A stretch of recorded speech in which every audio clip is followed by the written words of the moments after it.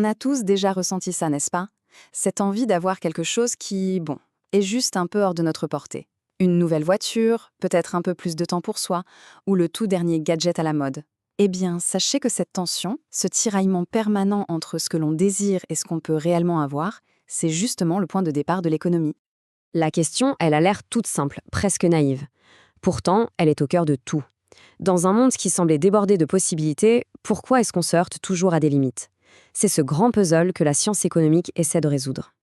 Et la réponse, en fait, elle est aussi simple que percutante. Elle nous vient de l'économiste Lionel Robbins.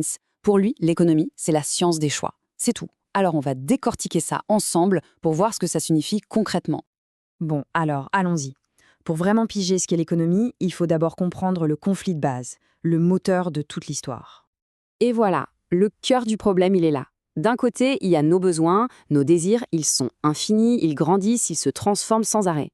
Et de l'autre côté, il y a nos moyens pour les satisfaire, nos ressources. Et elles sont limitées. Fini.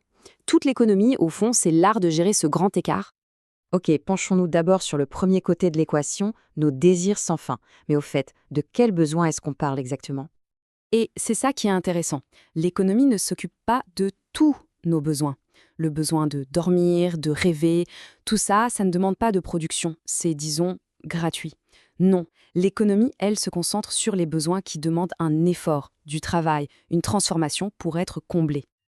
Pour y voir plus clair, on peut classer ces besoins en trois grandes catégories. D'abord, les primaires, manger, boire, bref, la survie. Ensuite, les secondaires, qu'on pourrait appeler les besoins de civilisation. Pensez-y une seconde.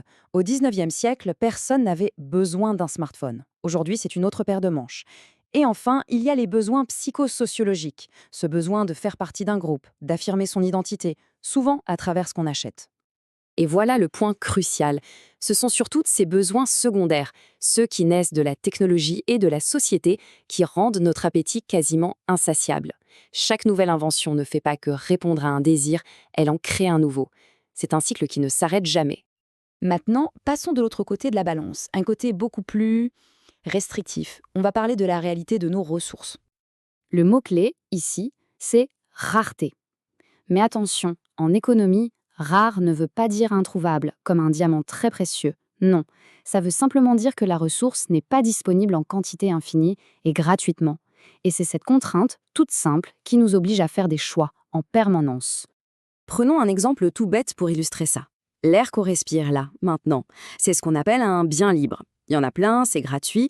Maintenant, imaginons que cet air devienne pollué et qu'il faille l'acheter purifié en bouteille. Eh bien, d'un coup, il devient un bien économique, parce qu'il faut du travail, un effort humain pour le rendre disponible. Mais alors, pourquoi est-ce que les biens sont rares? La réponse est simple, parce que les ingrédients nécessaires pour les fabriquer le sont aussi. Une voiture, par exemple, est un bien rare, parce que l'acier, le plastique, l'énergie et surtout le travail humain pour l'assembler, eh bien tout ça, ça n'existe pas en quantité infinie. Ces fameux ingrédients, les économistes les appellent les facteurs de production. Il y en a trois grands types. Le travail, c'est-à-dire l'effort humain, le capital, ce sont les machines, les outils, les usines, et la terre, qui représente toutes les ressources naturelles. Le point commun entre ces trois facteurs, sur notre planète, ils sont tous en quantité limitée. C'est la dure réalité. Ok, voyons maintenant comment ces ressources rares se transforment en choses qui, concrètement, satisfont nos besoins. Notre économie produit deux grandes familles de choses, des biens et des services. La différence est assez intuitive. Un bien, c'est matériel. On peut le toucher, le stocker, un livre, un téléphone. Un service, c'est immatériel. Une consultation chez le médecin, un cours en ligne.